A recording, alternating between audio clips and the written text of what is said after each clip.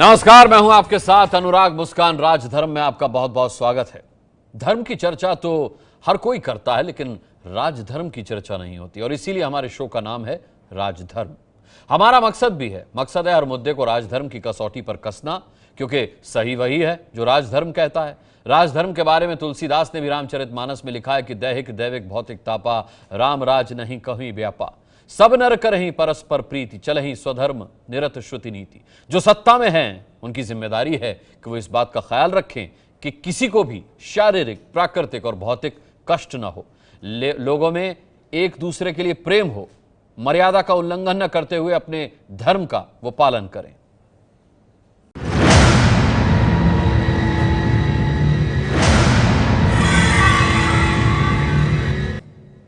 आज का मुद्दा क्या है जिस पर आज धर्म में हम चर्चा करेंगे? केरल के एक चर्च ने अपने 5 पादरियों को निलंबित कर दिया है क्योंकि उन पर एक महिला की यौन उत्पीड़न का आरोप लगा है।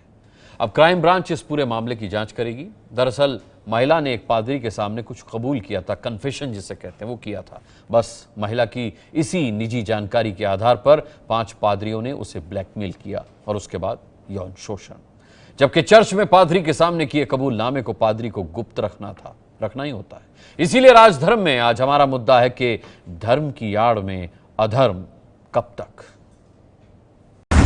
चर्च के 5 पादरियों पर लगे संगीन आरोप।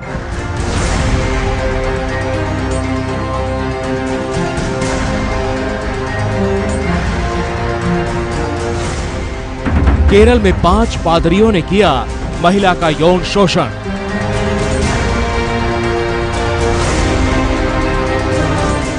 महिला की निजी जानकारी के आधार पर किया गया ब्लैकमेल।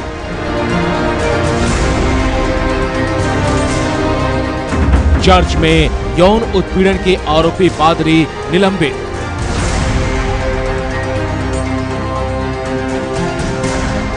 पांच पादरियों ने किया महिला से विश्वासघात।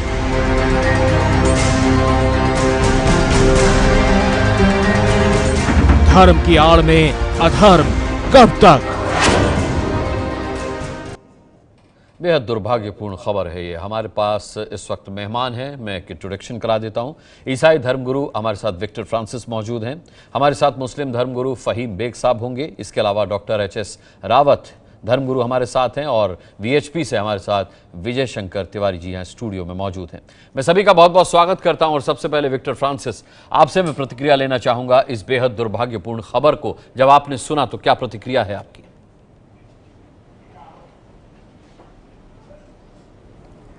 देखिए, सबसे पहले तो मैं आपको बता दूं कि मैं धर्मगुरु नहीं हूं, एक लोक धर्मी हूं, एक ले पर्सन हूं। और अभी जो न्यूज़ जो फ्लैश हो रहा है, जो देख रहे हैं, अभी वो आरोप जो है वो सत्यापित नहीं हुए हैं। इसीलिए उस पर ये दावा करना कि ये जो 5 हमारे पादरी हैं और उन्होंने इस प्रकार का कोई आरोप किया है, अभी आपने जांच का विषय है, वो जांच के लिए गया है, जांच होने दीजिए। मुद्दा यह है कि हम किसी चीज को उनको निलंबित क्यों किया, उसको एक ऐसा फ्लैश बना देते हैं। विक्टर फ्रांसिस जी, एच.एस. रावत साहब रुकिए। उनको निलंबित क्यों किया गया? अगर सत्यापन नहीं है तो निलंबित क्यों किया गया? उनको निलंबित किया गया, उस पर जांच चल रही है ना, जांच होने दीजिए। जब तक जांच नहीं होगी तब तक निलंबित तक। देखिए, मतलब पहली शर्त में आप लोगों ने मान लिया कि उन्होंने रेप किया, उन्होंने महिला के साथ गलत कार्य किया, ये आपकी ही संस्था ने मान लिया। उसके बाद तो पुलिस की एफआईआर है और पुलिस जांच करेगी। हमने नहीं माना। ठीक है, जांच करने दीजिए। जांच होने के बाद पता चलेगा ना कि पक्का। निलंबित तो आपकी संस्था ने किया है, पादरियों को हटाया गया। इसका मतलब उन्होंने पहली जांच में इस बात को पाया कि ये जो 5 पादरी थे ये गलत थे। अब तो पुलिस की मोहर लगनी है और उनको सजा होनी है, कोर्ट में जाना, अरेस्ट होना है। तो इसमें जांच की क्या बात रह गई? सत्यापन। ठीक है, होने दीजिए, होने दीजिए। अभी ये जांच का विषय है, जांच होने दीजिए उसको। ठीक है विक्टर फ्रांसिस, मैं लौटूंगा आपके पास। एच.एस. रावत साहब, आपने साफ तौर पर कहा कि निलंबित करने का यह मतलब है कि प्रथम दृष्टया उन्हें दोषी मान लिया गया। क्या आपने ये सवाल तब भी उठाया था जब दाती महाराज ने प्रेस कॉन्फ्रेंस की थी आरोप लगने के बाद? देखिए उस समय मैं नहीं था, और मैंने तो आपको पता है कि आसाराम जी के केस हो, चाहे भीमानंद का केस हो, चाहे दूसरे जितने भी, उस समय हमने खुल के बोला गलत किया है। और आपके साथ कितनी डिबेटें हमने की हैं, ऐसा नहीं है कि उस समय नहीं किया, हमने किया है। जो गलत करेगा गलत है, उसमें क्या दिक्कत है? नहीं तो अभी ये साबित होना बाकी है कि गलत हुआ या नहीं हुआ। अब ऐसे तो आसाराम वाले केस में 4 साल बाद साबित हुआ, और 4 साल तक वो अंदर रहे, और उसके बाद भी ये रहा उन्होंने रेप नहीं किया, नहीं उनको एक बार 500 लगा। ये किसने कहा? ये अभी साबित कहाँ हुआ? क्या ये कहाँ साबित हुआ कि आसाराम ने रेप नहीं किया? नहीं, वो तो उसमें लिखा है ना, कोई एक्ट के तहत उनको सजा हुई है।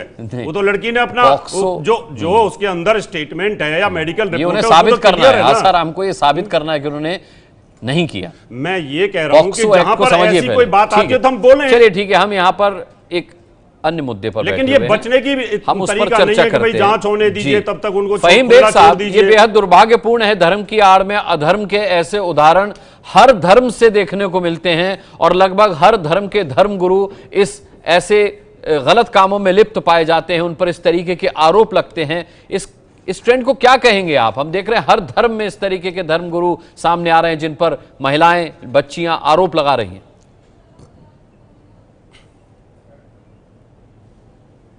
बिल्कुल सही बात है। जिस तरह से धर्म की आड़ लेकर आज कुछ तथाकथित धर्मगुरु या धर्म से रिश्ता रखने वाले लोगों की अस्मिता लूट रहे हैं, ये बिल्कुल सही बात है। ये किसी पर्टिकुलर धर्म में नहीं, सब में यह आजकल देखने को मिल रहा है। और इससे कदम आगे बढ़कर मैं चाहूंगा कि हमारे मीडिया को, जिस तरीके से हम इन्वेस्टिगेट कर रहे हैं तमाम बातों में, हमारे राजनेता भी ऐसे बहुत सारे हैं जो राजनीतिक दल में बहुत बड़े पदों पर हैं, सरकार में हैं, और उनके अगर हम कुक्रम देखेंगे तो उनकी भी बहुत सारी ऐसी चीजें हैं। मगर अफसोस यह है कि वो तो पर्दे की आड़ में छुपे हुए हैं, और धर्म के जो अधर्मी लोग हैं उनको सामने लाया जा रहा है। तो अब ये प्रथा जो चल पड़ी है, इस प्रथा का जो आगे कदम बढ़ना चाहिए, राजनेता, बहुत सारे सेलिब्रिटीज है ऐसे जिनको समाज के सामने नंगा करने की जरूरत है। और डॉक्टर रावत ने जिस प्रकार से कहा कि जांच से पहले किसी को अगर दोषी बना देना, तो मैं इसके साथ नहीं हूं। जब तक जांच ना हो जाए,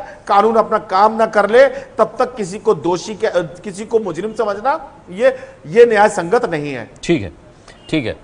विजय शंकर तिवारी जी, मैं आपसे जरूर जानना चाहूंगा कि जिस तरीके से फहीम बेग साहब ने कहा कि कुछ तथाकथित धर्मगुरु, देखिए ये जो 5 फादर हैं, ये तथाकथित धर्मगुरु नहीं कहलाए जा सकते, क्योंकि फादर बनने की एक प्रक्रिया होती है, पादरी बनने की एक पूरी की पूरी प्रक्रिया होती है, उसके जरिए से ये लोग पादरी बने होंगे, और एक साथ 5 पादरियों पर ये आरोप लगा है।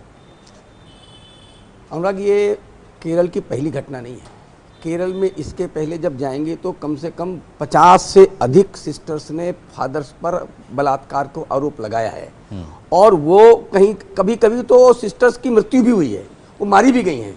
ये एक मुझे लगता है कि शासन के कारण एक चीज़ सबके सामने आई है, और इस दिशा में जो केवल केरल नहीं है, आप मध्य प्रदेश के आदिवासी क्षेत्रों में चले जाइए, आप छत्तीसगढ़ के चले जाइए, बिहार के आप आदिवासी क्षेत्रों में चले जाइए, और 22 अक्टूबर 2017 चंद्र कुमार विक्टर फ्रांसिस यहाँ बैठे हुए हैं, बिहार की घटना है। 22 अक्टूबर 2017 चंद्र कुमार पादरी 5 महिलाओं के साथ बलात्कार करने का उनको पर आरोप था। यानी ऐसे आप जब खोजना शुरू करेंगे तो लंबी फेहरिस्त मिल जाएगी। जैसा आपने कहा, एक प्रोसेस होता है, एक प्रोसेस होता है पादरी बनने का। ये गलत बात है। आप और ये ऐसा नहीं है, दूसरे को दोषी बताकर, बुरहानपुर कानापुर मध्य प्रदेश, बुरहानपुर कानापुर मध्य प्रदेश, वहाँ 2 महिलाओं के साथ बलात्कार करने पर उसको धर्मांतरित करना, ये भी आरोप सामने आया। मैं कह रहा हूँ कि धर्मांतरण करना और बलात्कार करना, एंटायर पूरे आदिवासी क्षेत्रों में इस प्रकार घटनाएं मिल जाएंगी। मौलवियों का फहीम बेग,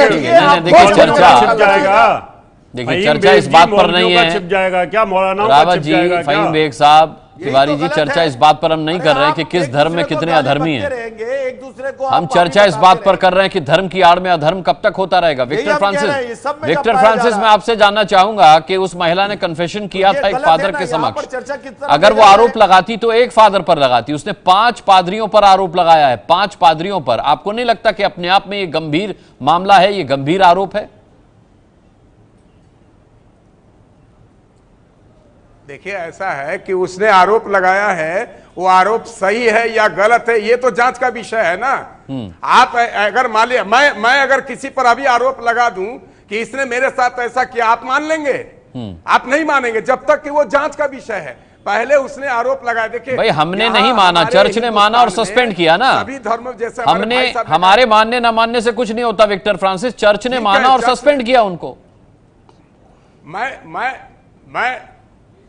मैं ये नहीं मानता कि चर्च ने माना। चर्च ने अभी वो फिर जांच सस्पेंड का क्यों विषय किए गए है। वो? आप ये अनुराग जी, जबरदस्ती मुझे जो है लगता इस है बात कि को हम आप चर्चा इस बात ये पे करें साबित कि इस तरह साबित के- कर रहे हैं। अनुराग जी, विक्टर फ्रांसिस, अनुराग चर्च जी, ने तो नहीं मैं कहा कि समझता जांच हूं होने कि के हमें बाद चर्चा निलंबित इस किया पर करनी जाएगा। चाहिए कि इस तरह के मामलों को कैसे रोका जाए। जी जी, आते हैं इस पर। विक्टर फ्रांसिस, चर्च ने ये क्यों नहीं कहा कि जांच हो जाने दीजिए आपकी तरह? निलंबन में भी तो जांच गलतियां से हो पहले सकती है निलंबित ना। क्यों कर दिया? देखिए निलंबन में भी गलतियां हो सकती हैं। अरे वो वही तो अब आप चर्च प्रबंधन पर सवाल उठा रहे हैं। विक्टर फ्रांसिस, आप चर्च प्रबंधन पर सवाल उठा रहे हैं। नहीं, हम चर्च प्रबंधन नहीं, ऐसा है कि आपके पास एक ऐसा मुद्दा आ गया, आपने उसको ये कर दिया।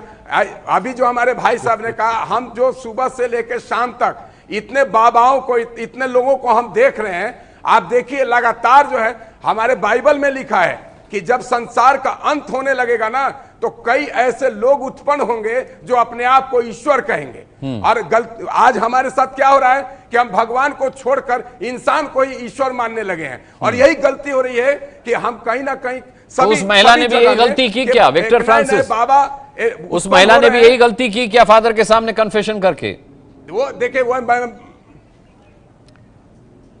नहीं, वो जो उन्होंने जो कन्फेशन किया कि हमारे साथ 5 पादरियों ने ऐसा किया, वो मैं बोल ये रहा हूं, कन्फेशन वो नहीं जांच का विषय है, ये कन्फेशन नहीं है। दबाव में आई हो, उसने पादरी के सामने कन्फेशन किया और उस कन्फेशन को आधार बनाकर उस पादरी ने अपने 4 दोस्तों के साथ मिलकर के उस महिला को ब्लैकमेल किया।